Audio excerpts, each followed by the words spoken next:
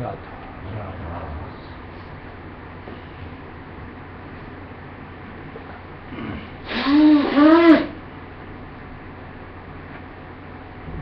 इंसान अपनी सोच से तो ऊपर उठता है और अपनी सोच से नीचे गिरता है।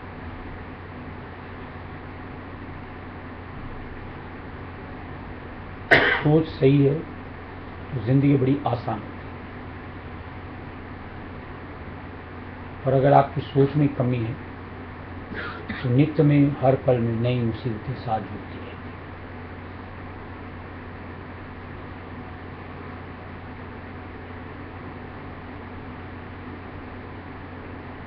आज जब हमको मालिक की तरफ से निर्मल सोच मिली,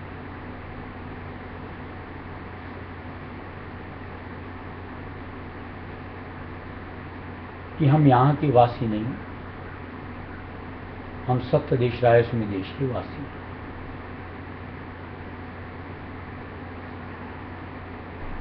तो कहीं हमारी सोच के अनुसार जो मालिक देता है, हमारे स्वभाव में कुछ चीजें समानी चाहिए,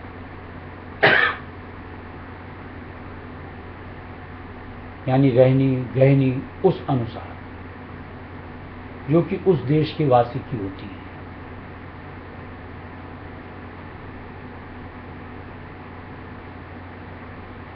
जो गलती हम करते चले गए थे गलत सोच की वजह से, कहीं उससे छुटकारा होना चाहिए।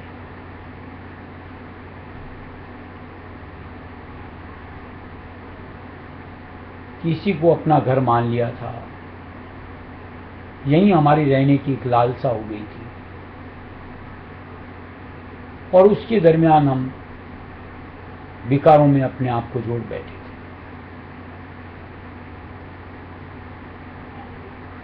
यानी ईर्ष्या, लोभ, मोह, काम, क्रोध। और आज जब समझ में आ गया कि इन सब की वजह से ही काल हमें घेरता है, यानी इन अंगों में हमारा बर्ताव बनने के साथ हम पे कर्म लागू पड़ते हैं।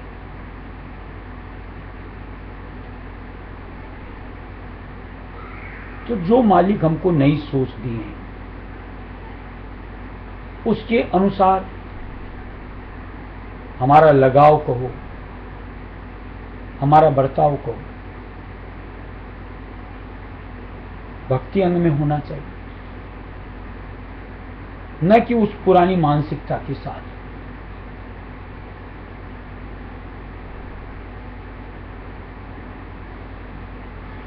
पुरानी सोच से, बर्ताव से मानते हैं कि एक बार में नहीं परिवर्तन आता, लेकिन कभी ना आवे, ये भी तो गलत है।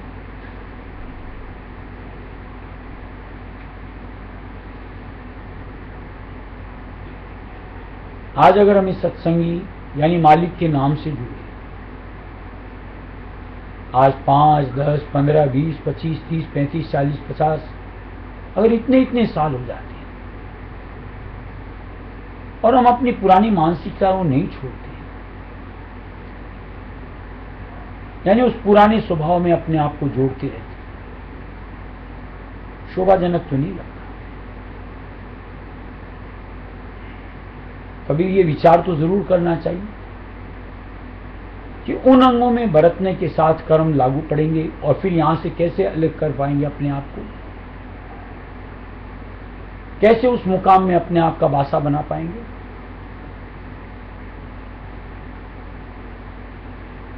कहीं तो ठिठकना चाहिए।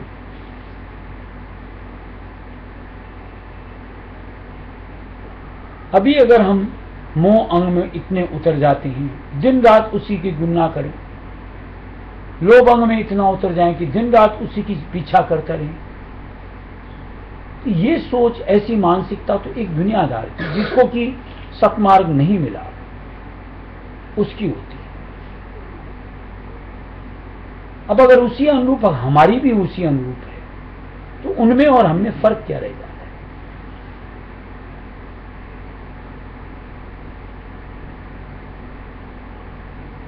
ऐसे अगर मान लो कुछ भी अगर हमारी सोच के अनुसार नहीं होता, आपा खो देते, क्रोध अंग आ जाता है,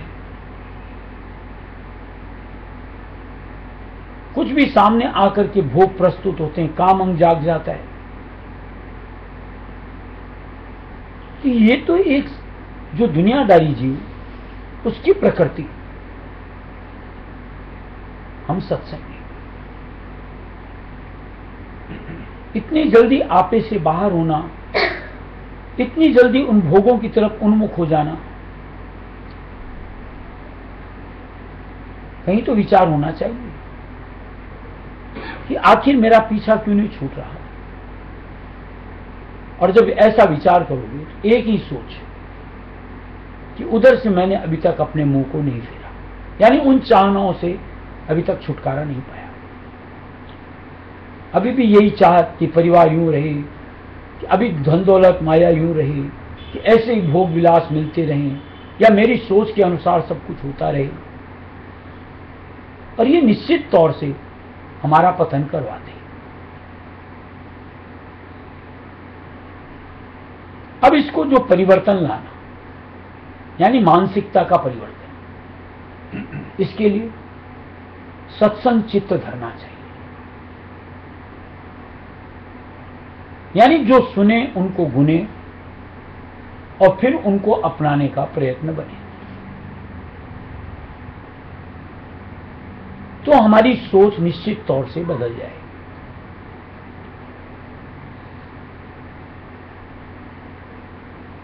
सत्संग सुना, गुना नहीं, अपनाया नहीं, परिवर्तन तो हो ही नहीं सकता।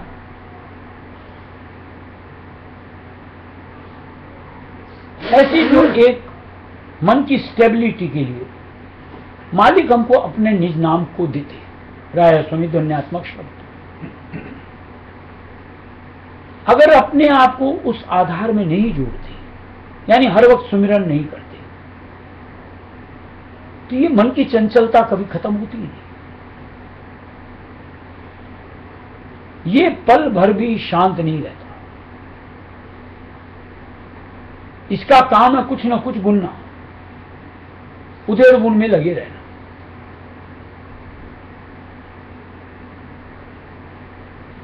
अगर इसको नाम की धुन दे दो कि तुझको ये गुनना है, इसी गुनने में तू अपने आप को जोड़, तो दूसरी उधेड़ बुन जो ये गुनता था उससे छुटकारा पा सकते हैं। निठल्ला नहीं छोड़ना इसको। अब इसमें हमें क्या मुश्किल आ रही है, ये तो विचार करो। क्यों एक नाम की जगह कुछ और जोड़ करके, क्यों अपने आप के लिए कहीं हम कांटों भरी राह बनावें, कि अपने लिए खड्डे खोदते चले जावें कि जिसमें पड़े ऊंधे मुंह।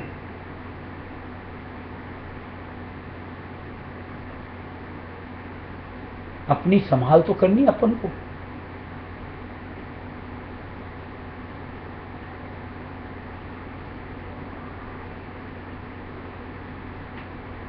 और कहीं मान लो कंट्रोल समझ के साथ बना पाए, एक बार बनी और उसमें क्या मिलता है आज उस चीज को एहसास करेंगे, जो कि शांति कहो, एक अलग तरह का ठहराव कहो, और उसके साथ कुछ एक अनुभूति कहो, तो हमारी तलब उसकी बनती चली जाएगी कि ये बेहतर स्थिति है।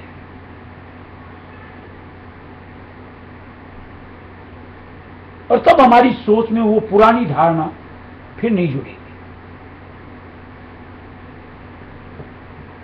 और जब तक ये नहीं करेंगे तब तक तो निश्चित बात है, ये मन तो अपनी ही सोच जो कि काल की तरफ की होती है उधर ही जुड़ना पसंद करता है, उधर ही दौड़ लगाना पसंद करता है।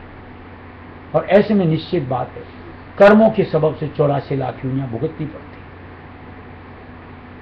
चाहे संतों के जीव कहला ले, लेकिन कर्म चूंकि ऊपर पड़ेंगे आके तो फिर निस्तारा नहीं होता।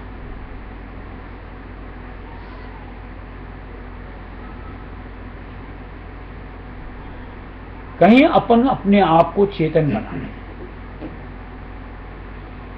मालिक की दी गई सोच के साथ अपने आप को जोड़ करके अपनी जिंदगी की रूपरेखा बनाएं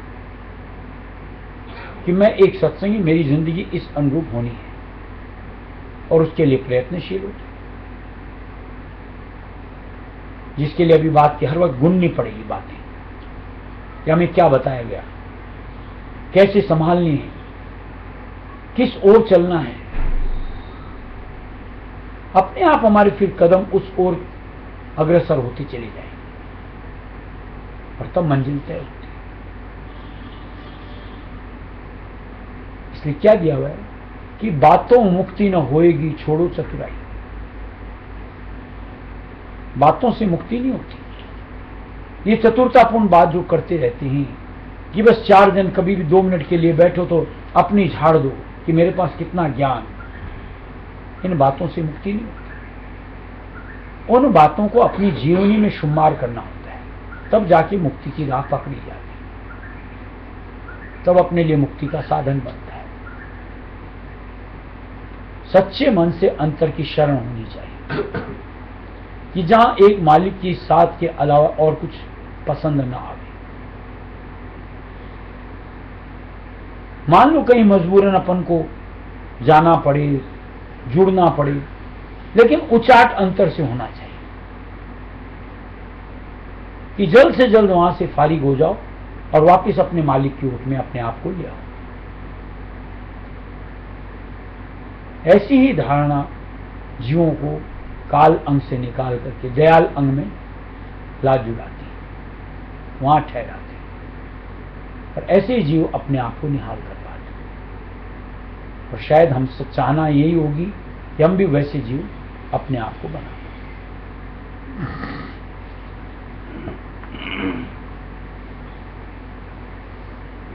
राधा स्वामी नाम है प्यारा,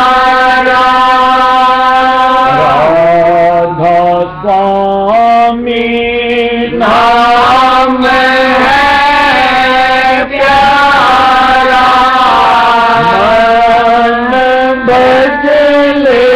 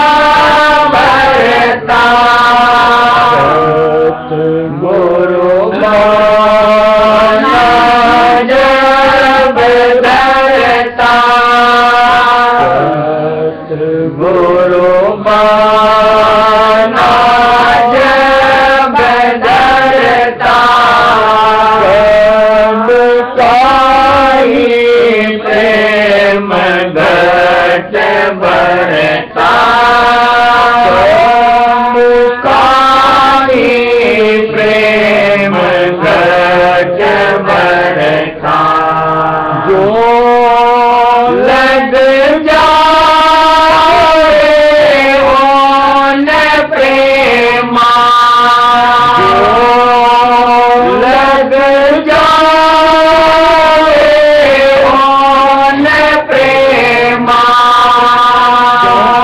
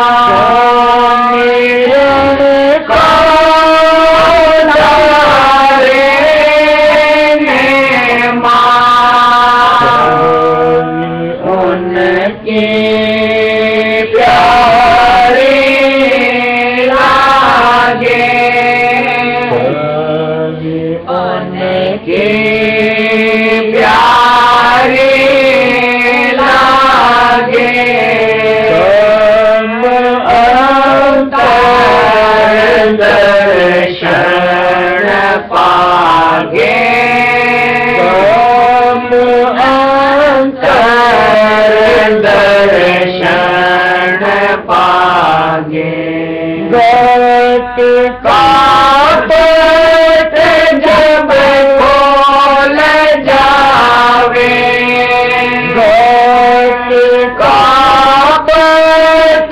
जब खोल जावे राधा स्वामी बने को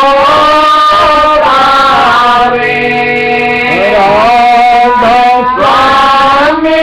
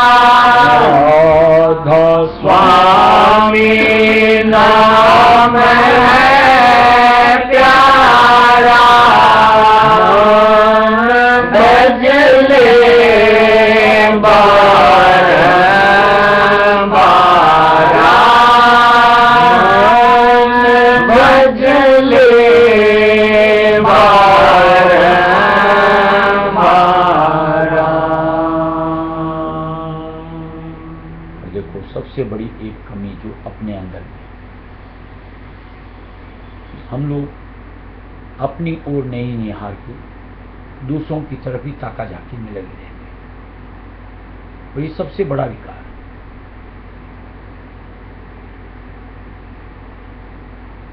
हम लोग यहाँ मालिक की शरण में आते हैं अपना काम करें, इसमें तो कोई दो राय नहीं।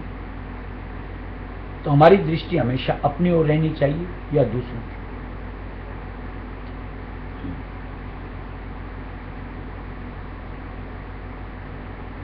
हम लोगों के दिमाग में हमेशा यही चलता रहता है, वो ऐसा करता है, उसका तो अभी तक कुछ नहीं हुआ, उसने ऐसा किया।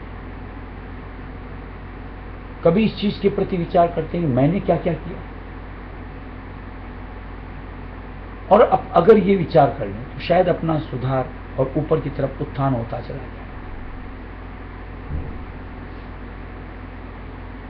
अब कई लोग सोच में होते हो, वो तो इतने दिन से सत्संग कर रहा है, उसकी तो ऐसी सोच है, उसकी तो करनी ऐसी है, तेरी नजर उधर गड़ी क्यों?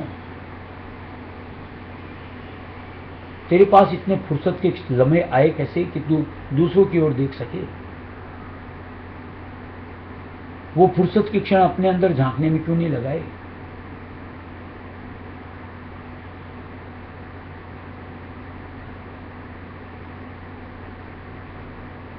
अपना काम तो जब अपने अंदर झांकेंगे तभी बनेगा। अपने से जुड़ेंगे तो ही संभाल, अपने से जुड़ेंगे तो ही नाम की लगन लगे। अब उसमें तो अपने आप को जोड़ते नहीं, और ये बाहर दूसरों में अपने आप को जोड़ने का प्रयत्न करते।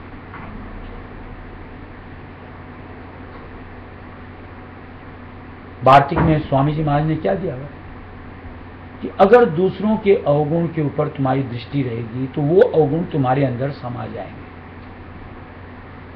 दिया हुआ है। तो कहीं इस सिलसिले में अपने आप को थामना नहीं चाहिए। फिर आगे क्या दिया हुआ है कि गुण देखो तो अपने सद्गुरु और अवगुण देखो तो अपने। अगर सद्गुरु के गुणों की ओर निहारेंगे तो वो गुण हम में समा जाएंगे।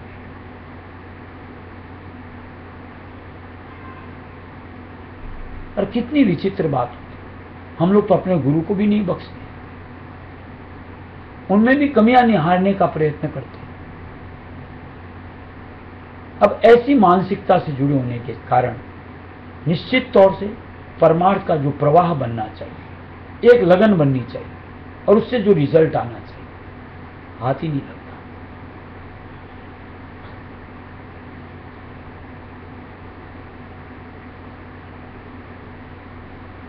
अरे ये परमार्थी पाठशाला है, ये दुनिया वाली भौतिक विद्या नहीं है कि जहां जाओ मास्टर की टांग खींचते रहो, कि बच्चों के साथ किसी पे रॉकेट बना के फेंको, किसी के ऊपर ये करके फेंको, ठिठोलेबाजियों में अपना टाइम पास करके आ जाओ। ऐसा सलूक कम से कम परमार्थ के साथ तो खिलवाड़ नहीं होना चाहिए। यहां से तो जितना बेहतर अपने लिए हासिल कर सके, ज्यादा से ज्यादा जो बटोर सके, उसका प्रयत्न होना चाहिए। और वो है समझ और निज नाम की पूंजी।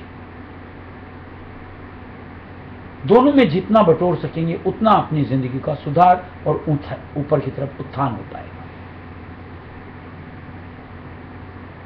और ये काम ऐसा है कि ताज जिंदगी करेंगे तो भी कम है,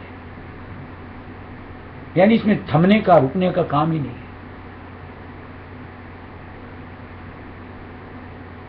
इसलिए निरंतरता के साथ कहीं अपना सुधार, कहीं मालिक के नाम में बढ़ करके अपना लगाओ, ये बनाते चलो। क्या दिया मालिक ने कि राजा स्वामी नाम है प्यारा, मन भजले बारंबार। बार बार इस नाम को ध्यान लो तो तुम्हारा काम बन जाए, जितना पा सकते। इसलिए लाग इसकी बननी चाहिए। ये खुरापाती दिमाग जो फिजूल की बातें उपजाता रहता है, तौबा करो यार कि तेरे को ये नहीं गुनना, ये गुण तेरे लिए काम ये दे दिया ना, तो इसमें लग। और जब जब ये उल्टी जाए थोड़ा सा नकेल कसना पड़ेगा, नाम से जोड़ना पड़ेगा। तो ये जिम्मेदारी अपनी हमारी किसी और की। राधा बार बार